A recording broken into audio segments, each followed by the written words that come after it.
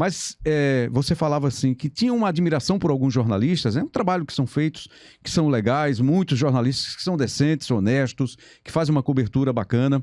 E você citou o exemplo do PVC, o Paulo Vinícius Coelho, que antes de um jogo, que ele fosse trabalhar num jogo em que você estivesse envolvido como técnico, ele mandava uma mensagem para você, trocava uma ideia, para saber um pouco mais aí sobre os detalhes do jogo, para fazer um comentário consistente. Perfeito. Só que, você concorda? A maioria dos técnicos não gosta disso, não dá essa abertura, diferentemente de você, que dá essa abertura, evidentemente dentro das possibilidades, que às vezes tem dia que você, não vou conseguir atender hoje porque tem 1 milhão de coisas aqui.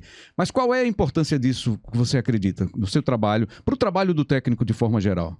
Olha, Rembrandt, eu acho que a gente está em constante transformação, as relações mudam, né? Eu acho que a gente tem comentaristas muito relevantes, né? Nós temos aqui de Pernambuco o Cabral, que é um cara que taticamente está entre os melhores, né? Não tenha dúvida disso. A leitura de jogo dele é muito boa. PVC para mim é referência. Pedrinho, que agora é presidente do Vasco, mas também era muito importante. Mas direcionando aí e tantos outros, né? Eu gosto muito de ouvir o Ricardo Rocha, mas vamos lá.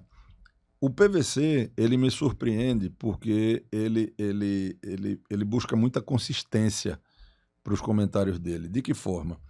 Sempre que o PVC vai trabalhar num jogo que eu sou o treinador de uma das equipes, né, ele manda uma mensagem ali, assim que você vê, responde, parará, mas o resumo da ópera.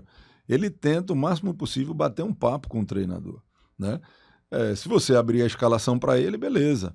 Mas o papo não se resume à escalação do time, né? Mas qual é a ideia do jogo, qual é a estratégia, o que é que se pretende, as escolhas, eu estou pensando de que forma para fazer essas escolhas, etc. Tal.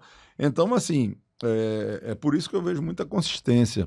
E eu acho que isso é uma coisa muito importante para quem vai comentar jogos, principalmente jogos importantes, e eu acho que também da parte dos treinadores, entendeu? Eu acho que também da parte dos treinadores. Hoje em dia, eu recebi muita pancada, né? Eu e muitos treinadores, com aquela questão de treino fechado. Hoje, ninguém mais fala em treino fechado, porque virou uma regra, né? A evolução dos centros de treinamento, a pandemia e a utilização dos clubes na sua própria TV, né? Praticamente hoje todos os grandes clubes têm a sua TV, fez com que você não visse mais aquilo que a gente via nos anos 90, 2000 para trás, que era você no treino ali, 20, 30 profissionais da imprensa, câmara, repórter, cinegrafista, enfim. Hoje não tem mais isso. Então acabou um pouco dessa relação. A imprensa hoje ela vai, por incrível que pareça, muito mais no escuro para um jogo. Exatamente. Não é? E na época da evolução, né, da comunicação. Por conta disso. Então eu acho que de alguma forma é legal que haja uma relação do treinador, né, com a imprensa, principalmente no pré-jogo. Porque o pós-jogo, aí eu vou concordar com o Renato, é engenheiro de obra pronta. Aí né? comentar o resultado, né? Avaliar o resultado. Mas eu imagino também como é para o cara comentar sem o mínimo de informação. Né? Sem o mínimo de informação.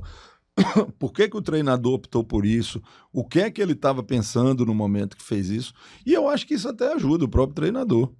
Eu acho que ajuda até a fortalecer aquilo que ele pensa para o jogo, né? Porque muitas vezes todo mundo está esperando uma escalação X e aí quando sai a escalação, um jogador que na cabeça de todo mundo estaria no time titular está na reserva. Por que ele pensou isso, né? Enfim, e daí vai. Eu acho que assim, esse Mundial foi muito importante, né, para o futebol brasileiro. E eu acho que a gente tem que continuar observando as modificações, sabe? Eu acho que a gente tem que continuar observando as modificações. O Felipe Luiz, ele falou uma coisa do Simeone que eu achei espetacular. Só que isso aqui no Brasil seria, dependendo do treinador, o cara já ia entrar, vamos dizer assim, na linguagem de futebol de ré. Simeone, quando assumiu o Atlético de Madrid, ele disse, olha, eu não tenho compromisso com nenhum atleta. Eu tenho compromisso com a vitória e vamos trabalhar para o próximo jogo, que é o mais importante. Entende? Eu acho que isso é muito claro no futebol europeu. No nosso, não. A gente não consegue, né? Eu acho que no nosso, não. E tem que começar a ser claro. E tem que começar a ser claro. Eu acho que um dos jogadores, assim, decisivos, mais decisivos do futebol brasileiro, nos últimos tempos, e que dentro do nosso campeonato brasileiro é um cara, assim, titularíssimo no Fluminense, é o Cano. Para o jogo contra o Chelsea, ele não ia andar. Ele não ia andar, porque a intensidade do jogo era outra. Tanto que as 5 primeiras bolas que Cano pegou foi no campo defensivo e ele deu passe errado para contra-ataque. Se roubou a bola, sabe? Então... Ou dava um bote nele ou ele passava a bola errada. Então, isso, por exemplo, é uma coisa que a gente precisa amadurecer com os europeus. Uhum. Entendeu? O europeu, ele olha o jogo. Ele olha o sistema tático.